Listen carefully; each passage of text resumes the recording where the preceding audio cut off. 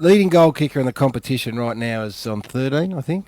13 goals after 4 rounds of footy. That is the leading goal kicker. It's a different game. That points to a whole different game of footy being played right now. And what you're getting is forwards struggling to find any room or space to hit up on a lead like that. And the other common thread, I might have touched on this tomorrow's article. The other common thread in all of this, taken this long? no, because this is particularly relevant, is players.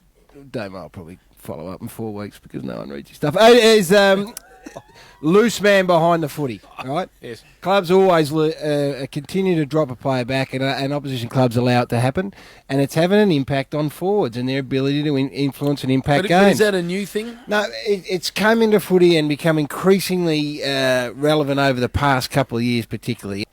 Jace, in light of that conversation, what Gaz just said, what you said before, where would you fit in today's footy? Absolutely, I would. Seriously? Yeah, the other thing... the good... We're always told the very best players always fit in. So I'll tell you what, let's be serious. Yeah, okay, Garry, you tell us where They get sucked into being humble. I don't think he would either. Wait a minute, and I'll be deadly serious.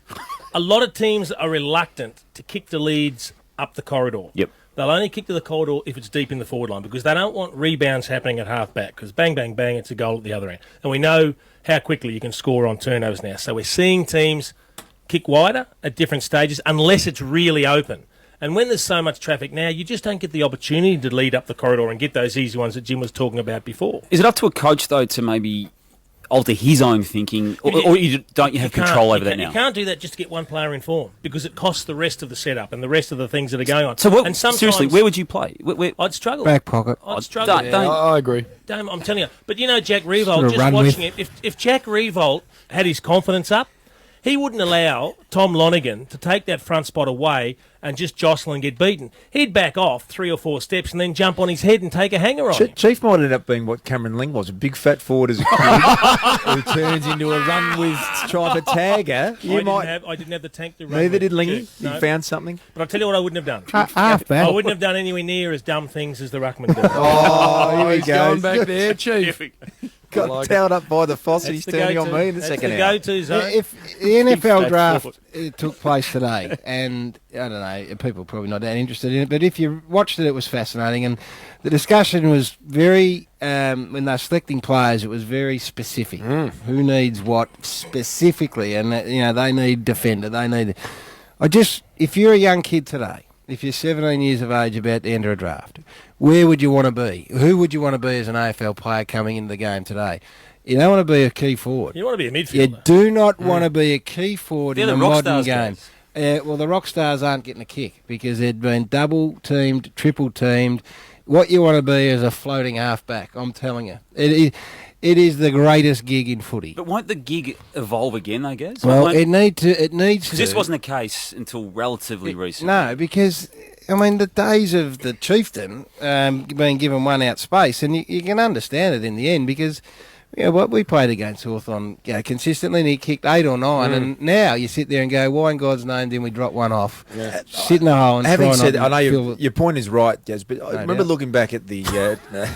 Is he more off the scale than... No, he's been coming that way. I'm under the influence of It's a couple of years. I'm It's just about I've there. got drugs Being in me. medicated, I think, the Lone Wolf tonight. Fair to say, Jim, I didn't have the best relationship with our fitness advisor. A lot of the time he couldn't find me. No.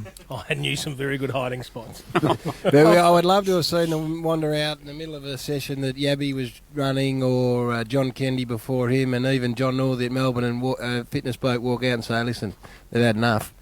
I reckon John Northey would have jobbed him. And I reckon Yab probably would have wrestled him into submission. Yep. And said, I'll bloody tell you when they've had enough. and don't come back here ever again, mate.